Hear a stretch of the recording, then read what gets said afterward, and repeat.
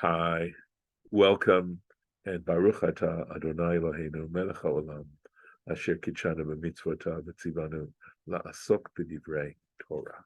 Amen. It goes with the screen share.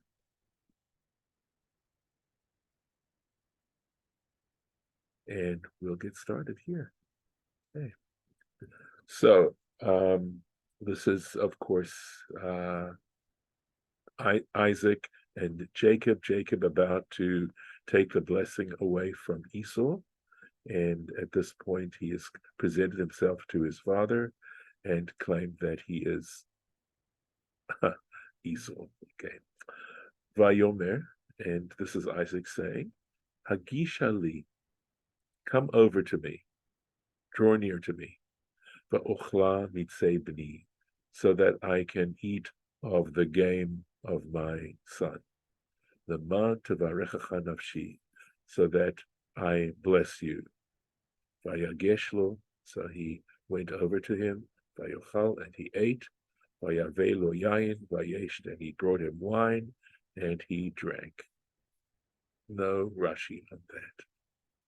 Vayomer elav Yitzchak aviv, and Isaac, his father, said to him, Geshana, again, draw near to me, ushakali b'ni, and kiss me, my son. Vayigash, so he went over. Vayishaklo, and he kissed him. Vayarach et reach begadav, and he inhaled the scent of his clothing. Vayavarachehu, and he blessed him.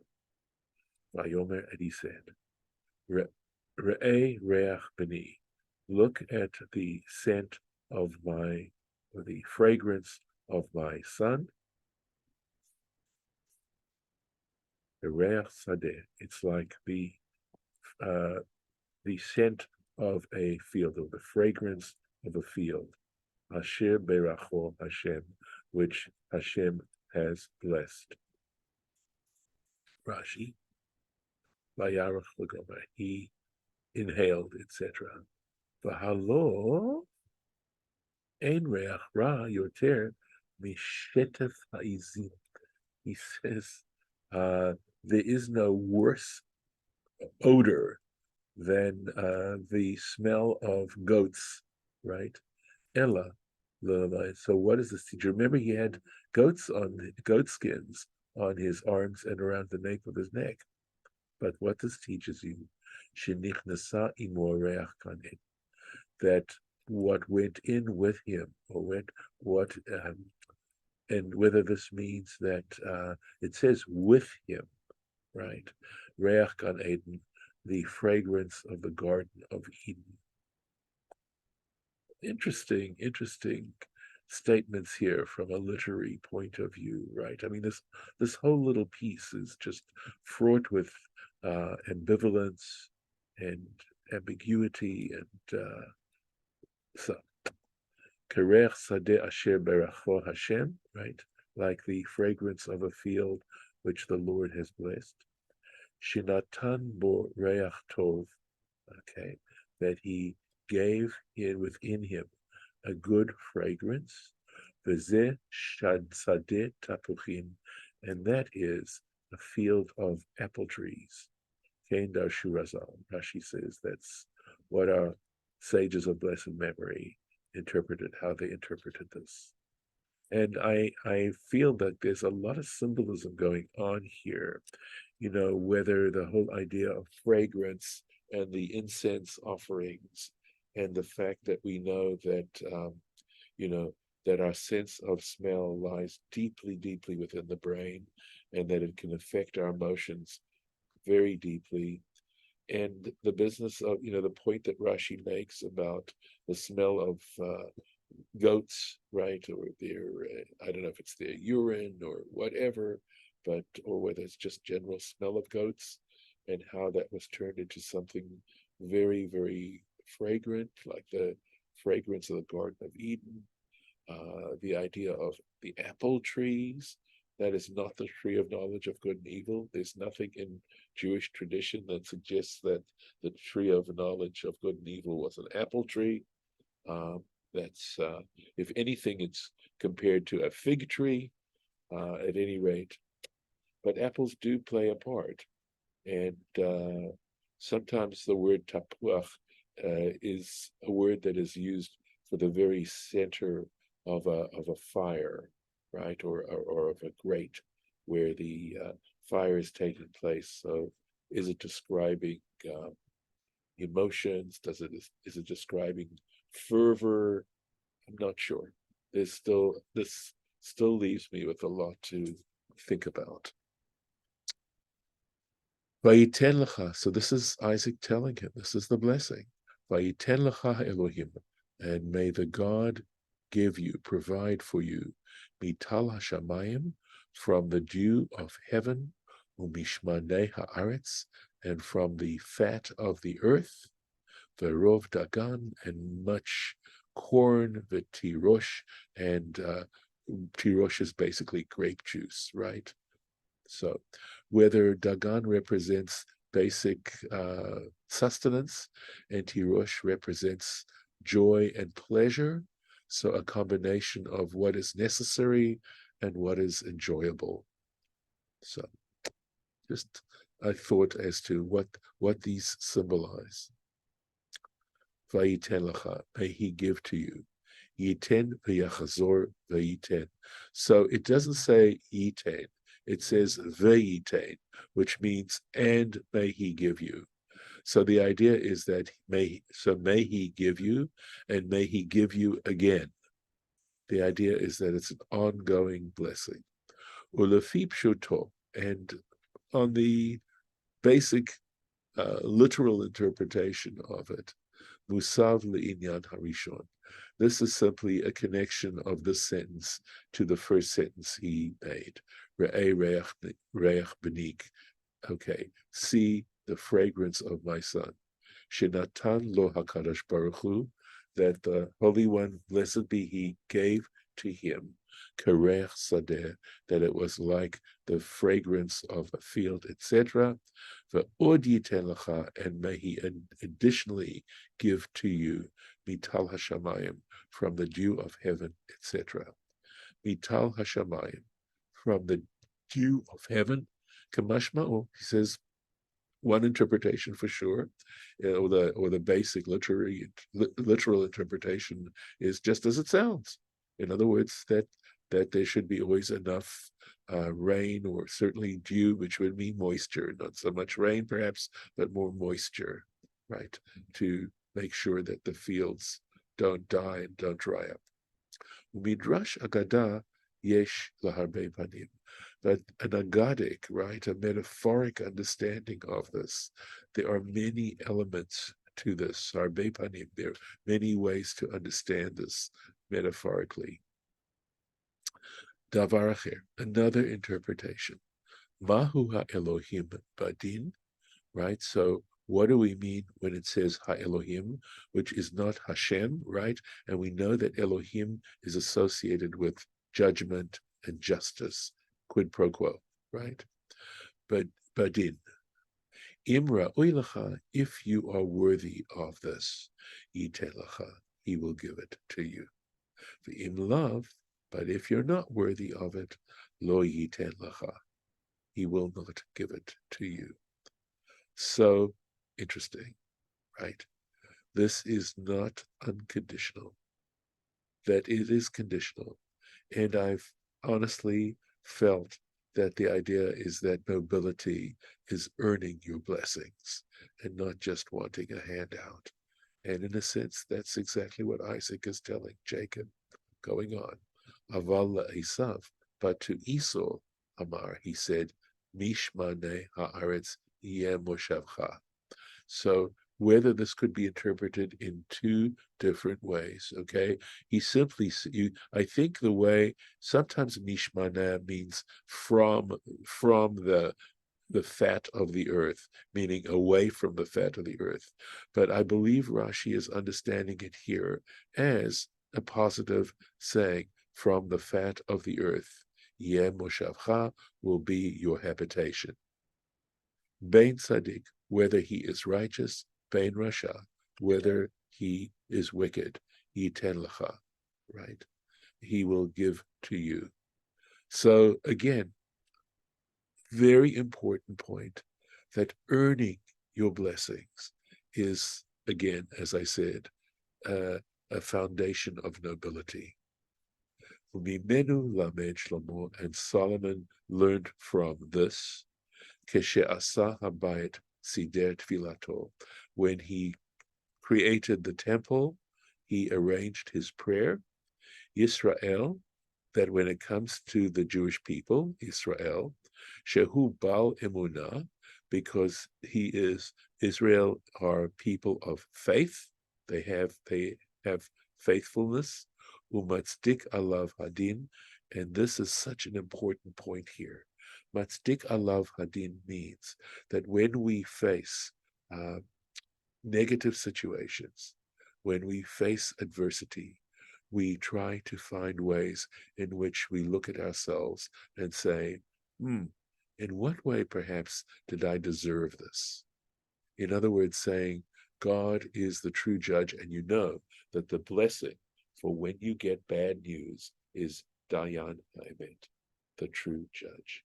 In other words, this is a very simple and profound act of faith, is to see one's adversity as being deserved.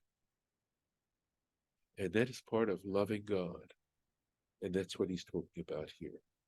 Lo yikare alecha. Okay, so let me make sure I understand what this is. Okay.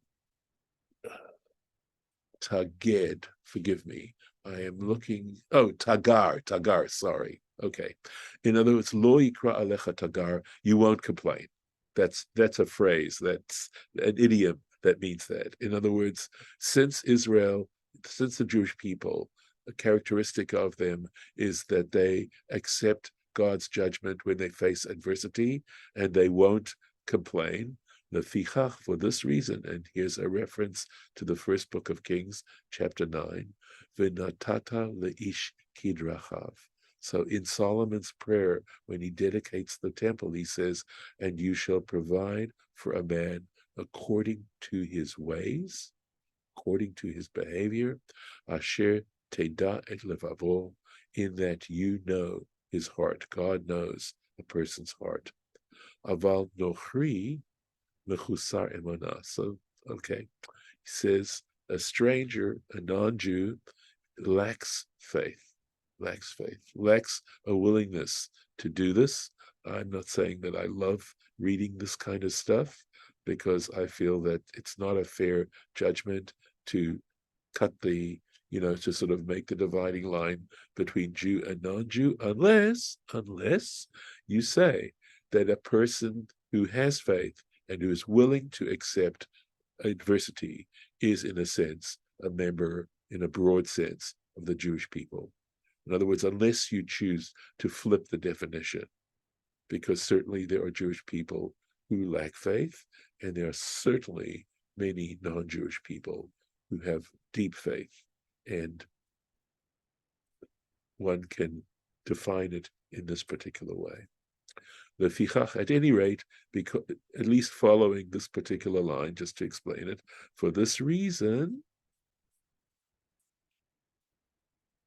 Amar, he said, Solomon said, Va'ata tishma hashamayim v'gomer, and you, they will listen from the heavens, etc.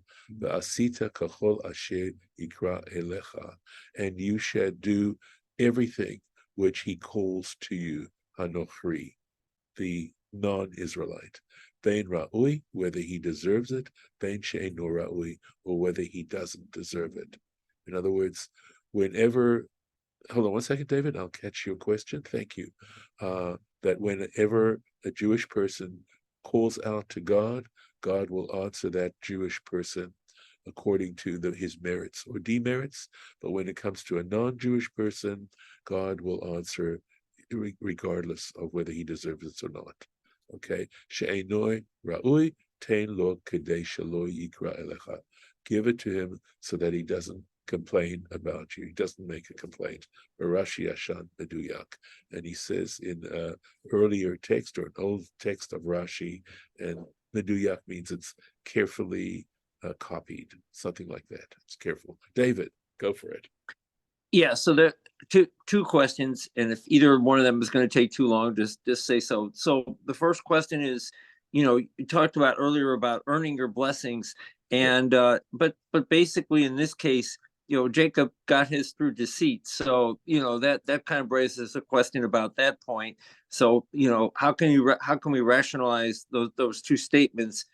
And then the second question is, which I'm sure has been answered before, is the whole point about looking, when something bad happens, we look at ourselves to as to how we participated in that, but also there or caused it or were involved in it. But in reality, we know that bad things do happen to good people, and so how do we rationalize that as well? So those are my two questions. Okay. So there are two somewhat different questions. I'll Yeah. try the first question, which is, I think what you're actually bringing out is what actually plays itself out in Jacob's life. That, here he gets these great blessings from Isaac, but when you actually look at his life, as we read in the subsequent biblical story, right, he actually goes through a great deal of pain and challenges and tragedy. So in a way, it validates what's being said here, that to become a righteous person, and I think perhaps this is a great lesson on the part of the Torah, is you're not necessarily born a righteous person, and you in fact may make a lot of mistakes in the course of your life, but you can turn it around, and if you're willing to accept divine judgment and work it out, that you actually can wind up being a very righteous person. That possibility is out there.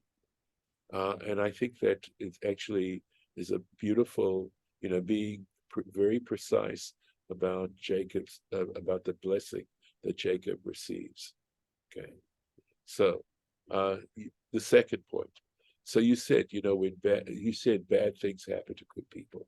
So I would say that is not necessarily a Jewish perspective. Okay.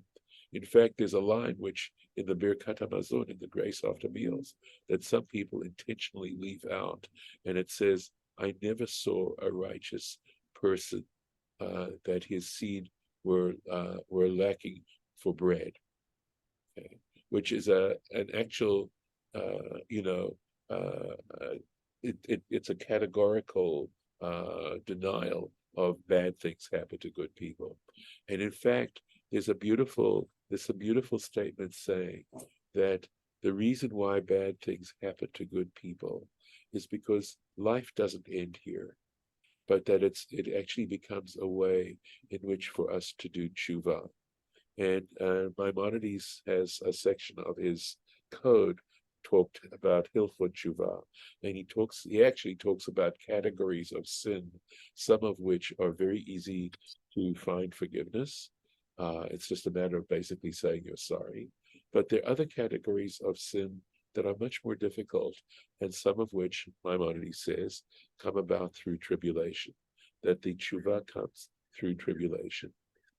I can only, speak for myself and say that I feel like I've had an incredibly blessed life, and that the tribulations that I've had to face are of little consequence compared to tribulations of others. So it's easy for me to look at those tribulations that I have and say, they're coming to help me grow and hopefully pay, quote, quote, for sins that I have committed. But every person has to do it for themselves, and every person can only judge their own lives. And so I believe that the Bible also tells me to be nothing but sympathetic, right, and empathetic to those who are encountering adversity.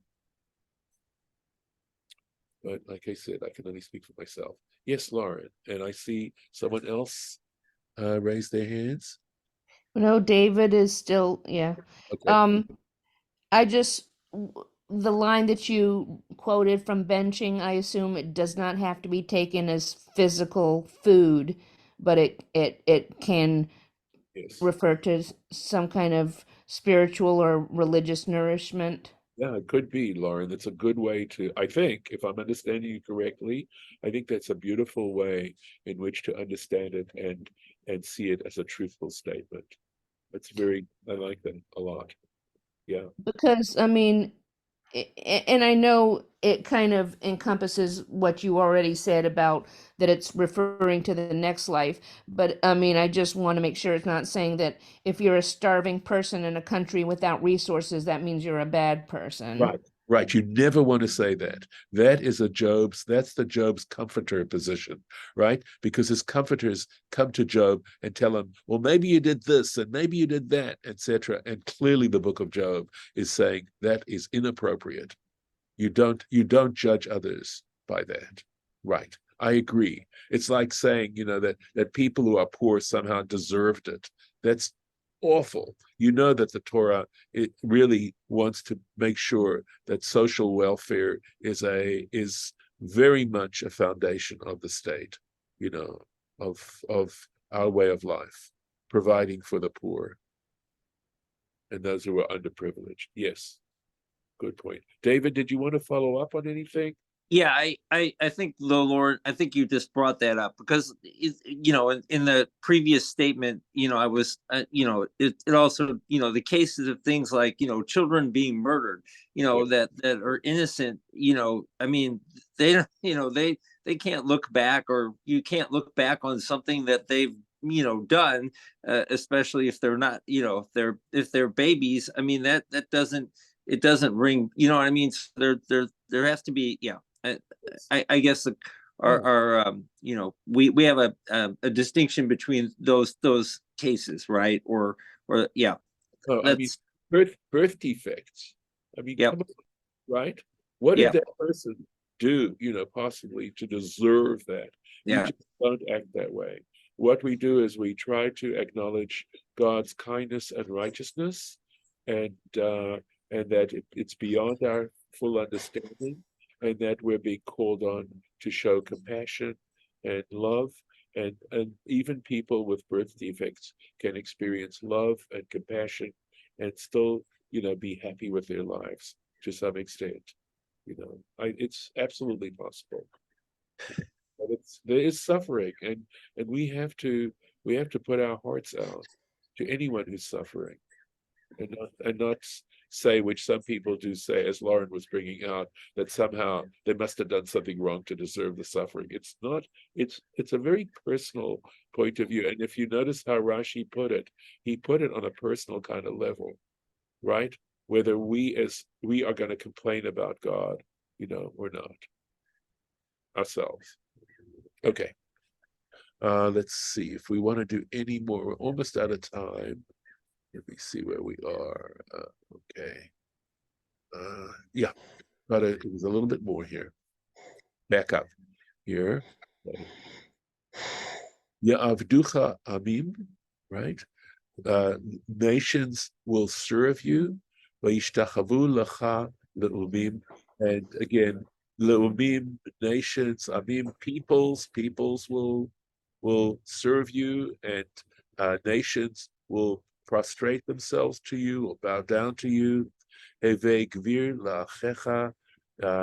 May you, I'm trying to think of how to translate, but basically it means mastery. Let's say you will be master over your brother, right?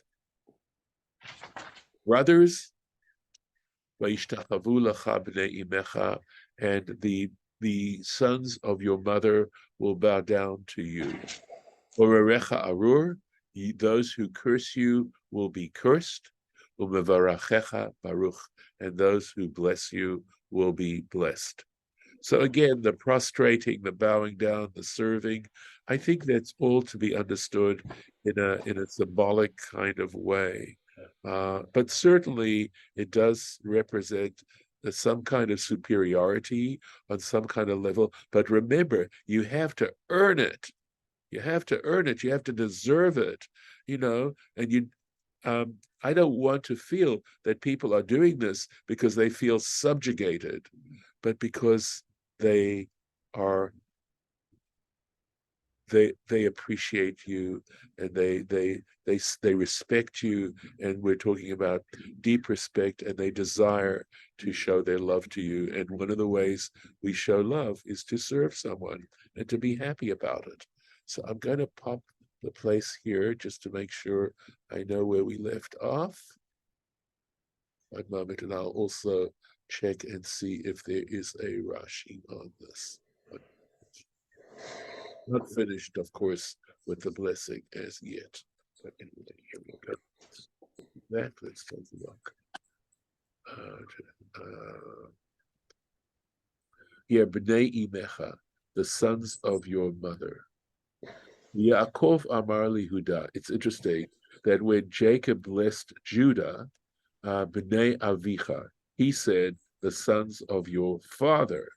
The Fishayulo Banim Mikama Imahot.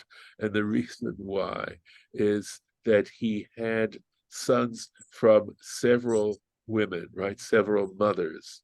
The Khan, remember Jacob had more than one wife.